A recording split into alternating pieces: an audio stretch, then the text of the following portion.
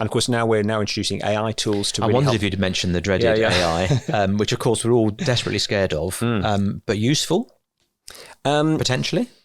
Potentially, yeah. So useful in producing drafts of translations. Okay. It can produce drafts very quickly in our experience. They can be very low quality, so there may be a help or a hindrance.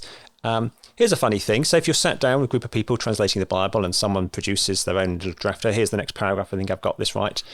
If that is a really bad translation, it can be quite hard for me to say, Adrian, that's a rubbish translation, because we're friends. You've got to sit together working. Yeah. If a computer produces a bad translation, it's really easy to say, well, that computer knows nothing. We can do this much faster.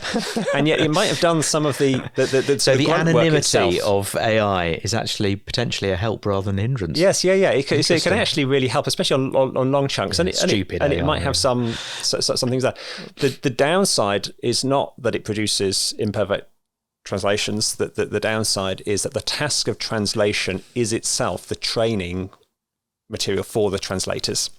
And expand on that. What do you mean by that? So you train translators by doing translations. Okay. So let's say you've translated the New Testament, you get the AI to do the Old Testament for you, and it will keep putting in Paul and so on in different places because it's not familiar with the Old Testament vocabulary. But you can work that and say, well, this is basically fine. But sometimes it's the verse by verse of going through Isaiah that actually gets you deeper into things. And you think, well, I need to go back and update my New Testament or so on.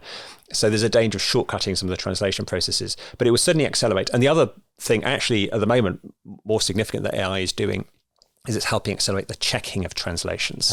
It can do checks across other similar languages in that part of the world, and say, well, all the other languages in that part of the world have all translated this way. You've translated differently. Was that intentional? Was it different? And so so when we're doing the checking processes, you can zoom in quickly on some of those issues.